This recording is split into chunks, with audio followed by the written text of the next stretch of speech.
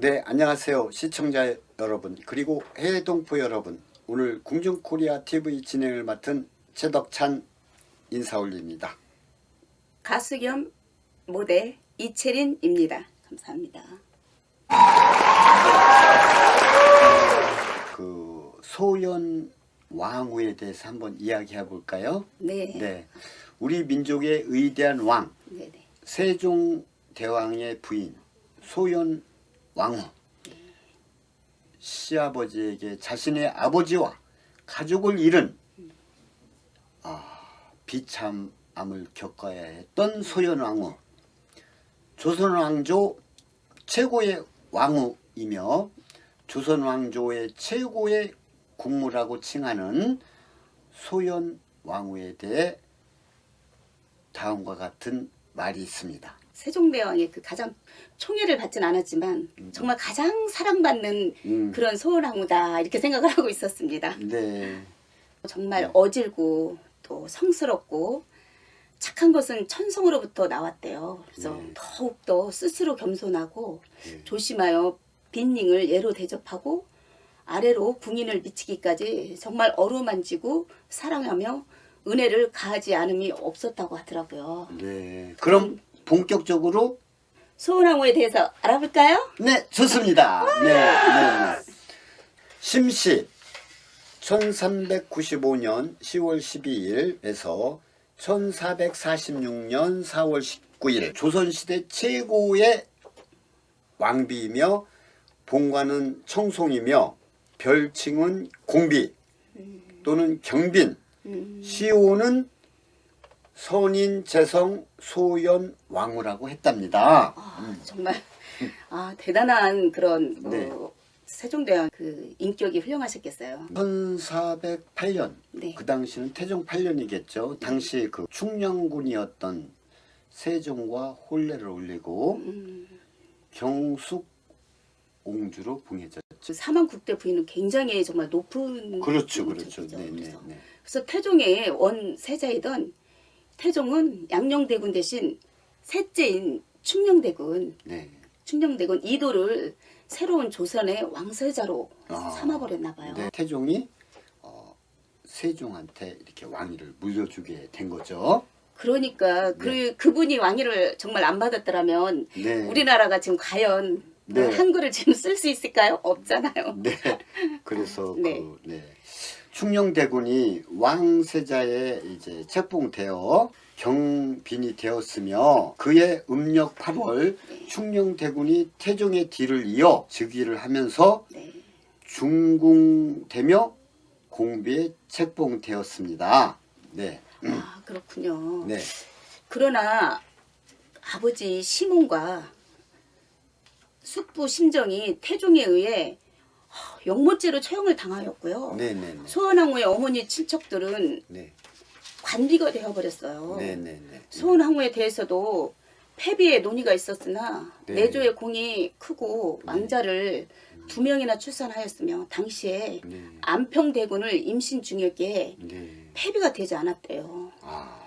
추후 1426년 어머니 안씨와 가족들은 천안에서 제명되고 직첩이 복원되네요. 그래도 네.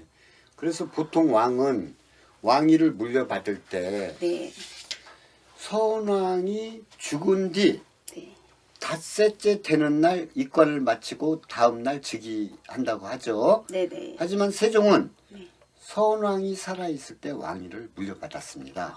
그랬군요. 네, 태종 18년 경복궁 보평전에서 대성 통과하며 만류하는 신하들의 간청을 뿌리치며 세종에게 옥새를 주고 왕위 자리에 앉힙니다.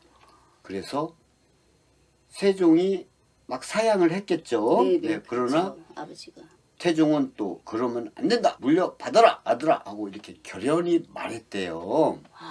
네. 태종 그 대원님도 네. 정말 아들을 정말 사랑하시고 어떤 네. 이 희망이 있었나 봐요. 저는 네, 훌륭한 네. 아들한테 먼저 네, 이렇게 네. 주신 네, 거 네. 보니까 그렇죠. 네. 이 세종은 네. 22세에 네. 경복궁 근정전에서 조선조 네. 제4대 왕에 즉위합니다. 당시 태종은 네. 상왕이었지만 모든 권력을 쥐고 있었고 세종은 그냥 마주왕에 불과했네요. 그렇군요. 네. 왕위를 태종이 세종 네. 아들에게 물려주었지만 네. 이도 네. 모든 직접 간접적으로 네. 대리 청정을 했던 거네요. 네. 네. 그래서 네. 결국 그 소현 왕후의 친정은 태종에 의해 죄 없이 세종의 그 장인 네. 시몬을 또 척살했고 세종의 장모와 식솔들을 다 노비로 하게 했어요.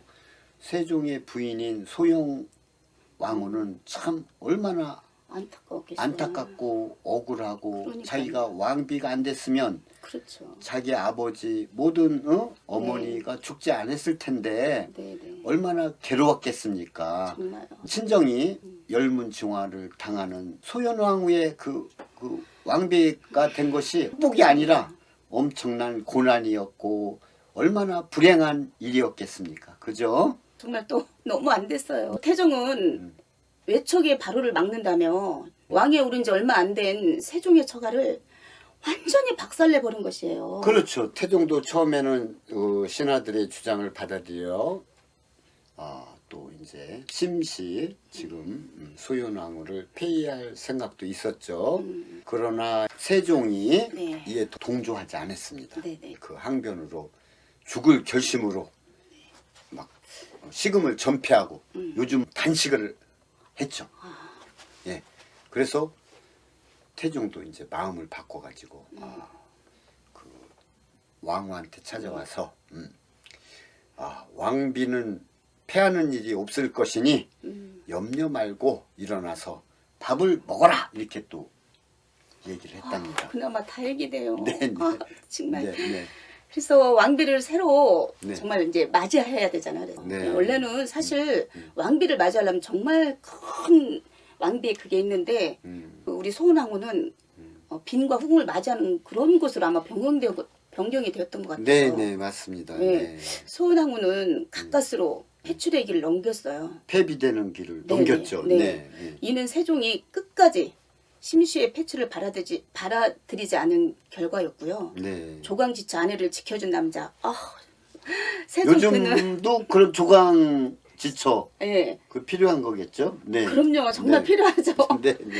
그 세종 정말 조강지처를 아내를 지켜주고 그는 정말 왕이 아닌 한 여인의 지아배로서 정말 든든한 남자였던 것 같아요. 네. 그래도 이 부분을 보면 네. 소은왕후가 행복해 보여요. 여기서만큼만. 네, 그렇죠. 네. 자기 부모들이 다 죽었지만 네.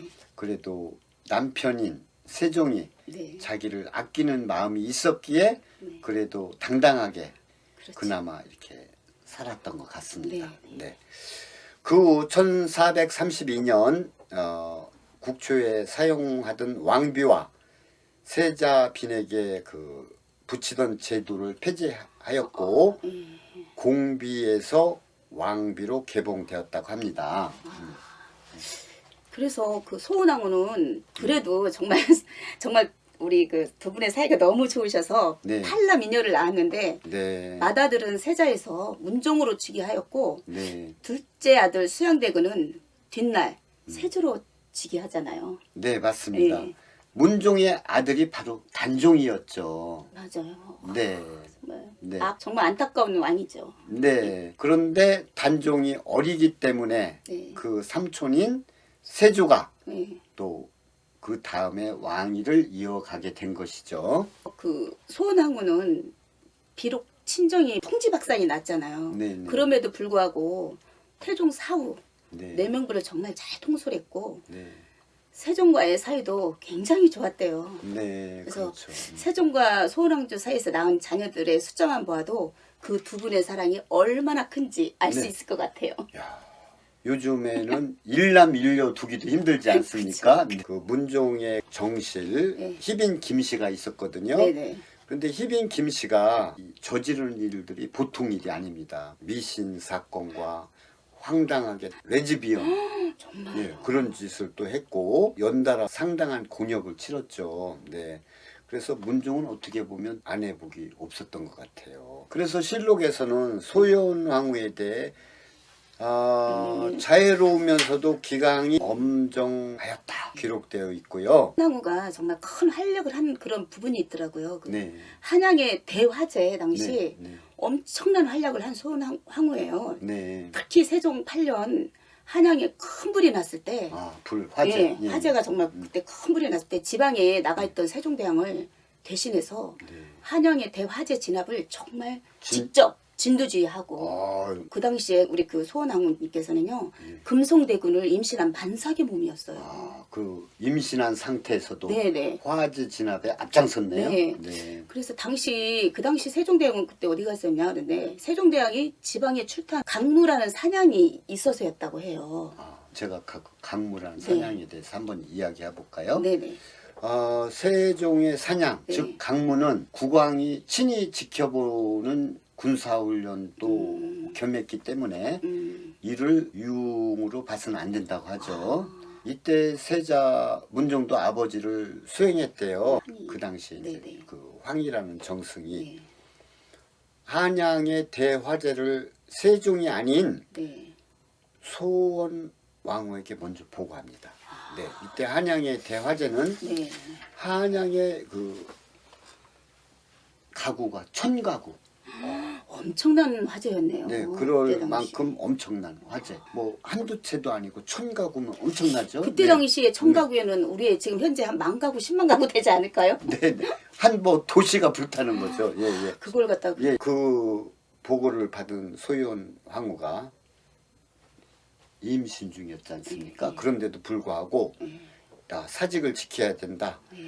종묘라도 어떻게든 지켜라 이렇게 지시를 해가지고 그 대화자를 진압하는데 앞장서서 그 여장부당을 합니다. 발휘하셨네. 네, 발휘했습니다. 아우 대단하신 분 같아요. 그 다음에 여장부다운 기지를 다 발휘하고 1444년 네, 네. 세종 26년 1445년 세종 27년 어머니인 사만 국대의 부인 안씨와 아들인 광평대군과 평원대군을 연이어 잃고 불교에 의지했으며 승려를 모아 기도를 하고 불법도 행하였대요. 네, 그 소연왕후는 또 불교에 굉장히 또 관심을 많이 가졌죠. 네. 그리고 또한 법당을 방문하고 석탑을 조성하기도 하였는데 당시에 집현전에 학자들이 굉장히 반발을 하였다고 하네요. 그렇군요. 네네. 네. 소연왕후가 병이 들자 세종은 그 제수들을 또 다 방면하고 승려들에게 불사를 주문하여 소연왕후의 이 병에 빨리 나으라고 이렇게 또 많이 또 했답니다. 또 병세가 그 뒤로 또 악화되자 또 세자는 식사를 또 막 거두고 단식을 했죠. 소연왕후는 수양대군의 그 집에서 승하했죠. 그렇게 해도 정말 세종대왕이 조선시대에도 이상적인 군주의 롤 모델로 꼽혔듯이 그 소연왕후도 역시 이상적인 왕비의 롤 모델로 조선시대에 내내 칭송을 받았네요. 네, 그렇죠. 어머니 소연왕후도 죽고 다 이렇게 하다 보니까 이게 뭐가 이게 능을 잘못 써서 이런 일이 있나 보다. 자기 부모들도 막 죽고 자기 아들도 죽고 능을 그 옮기려고 했었어요. 네. 하지만 그 당시에는 이제 이루지 못하다가 그 예종 때 일어서서 지금의 영릉토로 옮길 수 있었다고 합니다. 그래서 지금의 능은 네네. 경기도 여주시 능서면 왕대리에 위치한 그 영릉이며 세종과 합장. 네. 살아서도 사랑을 했지만 네네. 죽어서도 영원히 같이 하기 위해서 합장되었다고 합니다. 그것이 바로 조선 왕조에 있어서는 최초의 합장 능.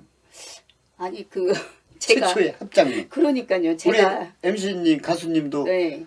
남편하고 나중에 죽으면 합장 하겠습니까? 싫은데요. 그렇죠. 네. 이 합장한다는 건 보통 쉬운 일이 아니지 않습니까? 네. 서로 그 깊은 사랑 그런 것이 있기 때문에 죽어서도 같이 있겠다는 그런 조선 최초의 합장이 되었다는 것이 참 뜻이 깊다 하겠습니다. 우리가 정말 존경해야 되고 네. 참 그럴 뿐이고 우리 소원왕후도 오늘 사실은 이렇게 네. 공부하면서 네. 이게 좀 더 많이 알았는데요. 네. 정말 이분도 참 대단하시고 네. 어쨌든 저는 끝에는 네. 그래도 사랑을 많이 받았다는 거에 대해서 위안을 많이 삼고 있어요. 네, 그렇군요. 네. 시청자 여러분, 오늘 우리 세종대왕과 소현왕후 같은 그런 사랑을 이렇게 가정에서 이루어진다면 네. 이혼율도 적어질 것이며 이 화기애애한 가정에서부터 환한 사회가 이루어질 것입니다. 그래서 앞으로 우리도 세종대왕과 소현왕후 같은 그런 본받음을 받아서 살아가는 삶을 이룰 수 있도록 우리 다 같이 한번 노력해 봅시다. 오늘 공정코리아 TV 시청을 해주신 여러분께 감사합니다. 최덕찬이었습니다. 이채린이었습니다. 감사합니다. 네, 고맙습니다.